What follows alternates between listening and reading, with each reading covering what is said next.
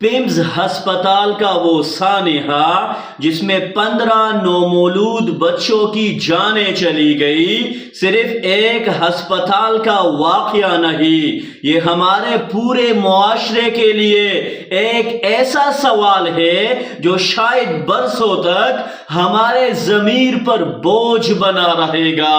چند گھنٹے یا چند دن کی نیوز کوریج کے بعد معاملہ ختم نہیں ہونا چاہیے، کیونکہ جن ماؤں نے اپنے نومولود بچے کھوئے ہیں ان کے لیے یہ کوئی خبر نہیں، پوری زندگی کا دکھ ہے۔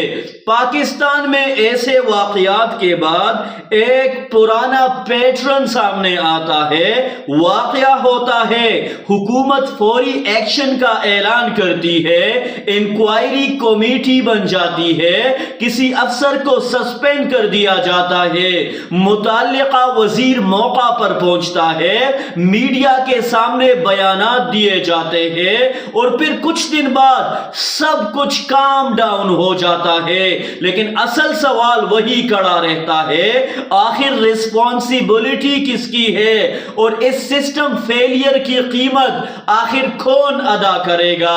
اگر کوئی وزیر کسی بڑے ادارے کا نگران ہے اور اس کے دور میں ایسا سانحہ پیش آتا ہے تو کم از کم سیاسی مورل ریسپانسبلٹی کا تقاضا تو یہی ہے کہ وہ اپنا استعفیٰ پیش کرے۔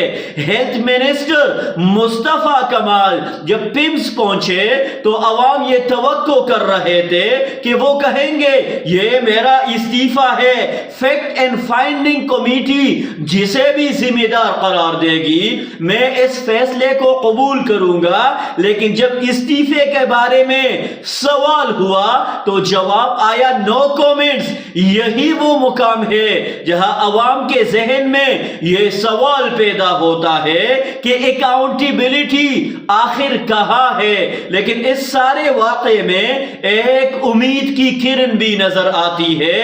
دو عام شہریوں نے وہ کام کیا جو اکثر سسٹم کے اندر موجود طاقتور لوگ بھی نہیں کر پاتے۔ ایک شخص نے وزیر کے سامنے کھڑے ہو کر سوال کیا اور انہیں یاد دلایا کہ یہ فارم 47 والے لوگ ہیں، یہ کیا جواب دیں گے؟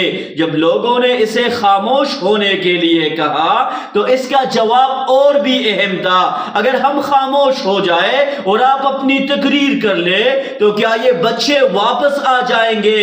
یہ صرف ایک جملہ نہیں تھا، یہ پبلک اکاؤنٹیبلٹی کا عملی مظاہرہ تھا۔ دوسرے منظر میں ایک سفید ریش بزرگ نے بھی وزیر کو کھری کھری سنائی۔ انہوں نے سوال اٹھایا کہ آپ نے ہیلتھ اینڈ ایجوکیشن کا کیا حال کر دیا ہے اور اس سانحے کے بعد آپ عوام کو کیسے جواب دے سکتے ہیں؟ یہ دونوں افراد شاید کسی سیاسی جماعت کے پارٹی ورکر نہیں تھے، شاید ان کے پاس کوئی عہدہ نہیں تھا، کوئی پروٹوکول نہیں تھا، لیکن ان کے پاس ایک چیز تھی، اویئرنس۔ انہیں معلوم تھا کہ عوامی نمائندے کا مطلب عوام سے بالاتر ہونا نہیں بلکہ عوام کے سامنے جواب دہ ہونا ہے، اور یہی وہ فرق ہے جسے ہمیں سمجھنے کی ضرورت ہے۔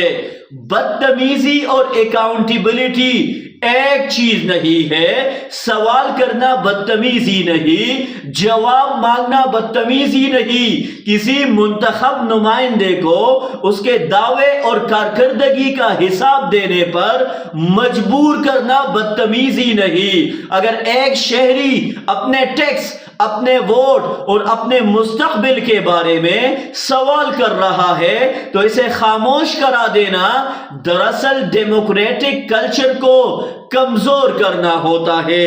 بدقسمتی سے ہمارے ہاں اکثر سیاسی جماعتیں اپنے کارکنوں کو کریٹیکل کویسچننگ کی تربیت دینے کے بجائے صرف نعرے سکھاتی ہے۔ ایم کیو ایم کا کارکن ہو، مسلم لیگ نون کا کارکن ہو، پیپلز پارٹی یا پی ٹی آئی کا ہو، اسے اپنی جماعت کے نمائندے سے بھی سوال کرنا چاہیے۔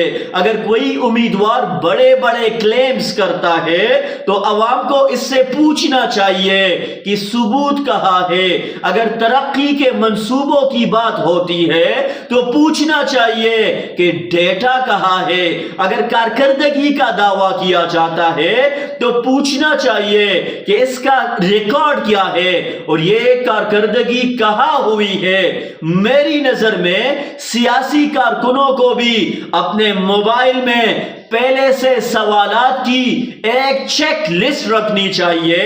جب بھی کوئی سیاسی رہنما جلسہ کرے پہلے سوال ہو پھر تقریر کرنے دے، پہلے کاؤنٹر چیک ہو پھر نعرہ، پہلے پرفارمنس کا حساب ہو پھر سیاسی حمایت. اگر جواب تسلی بخش ہے تو نمائندے کو پورا موقع دے، لیکن اگر جواب سوال سے بچنے کے لیے ہو تو عوام کو بھی یہ حق حاصل ہے کہ وہ کہے ہمیں مزید تقریر نہیں، جواب چاہیے.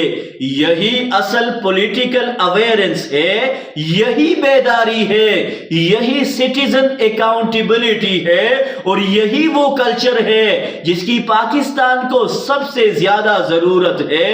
کیونکہ اگر عوام واقعی سوال کرنا شروع کر دے تو کوئی وزیر، کوئی ایم پی اے اور ایم این اے اور کوئی سیاسی جماعت عوام کو صرف نعروں، جذبات اور شومین شپ کے ذریعے زیادہ دیر تک بے وقوف نہیں بنا سکے گی. پمپس کا سانحہ ہمیں صرف غمزدہ نہیں کرنا چاہیے، ہمیں بیدار بھی کرنا چاہیے. ان 15 معصوم بچوں کی جانیں واپس نہیں آ سکتی، لیکن اگر اس سانحے کے بعد ہم نے اپنے سیاسی اور انتظامی نظام سے حقیقی جواب مانگنا شروع کر دیا تو شاید یہ درد کسی بڑے چینج کا آغاز بن جائے. سوال صرف یہ نہیں کہ کل پمز میں کیا ہوا، اصل سوال یہ ہے کہ کل کے بعد ہم نے کیا سیکھا. اور میری نظر میں جواب بالکل سمپل ہے. خاموش عوام کو ہر نظام آسانی سے نظر انداز کر دیتا ہے، لیکن باشعور عوام سے ہر نظام کو جواب دینا پڑتا ہے.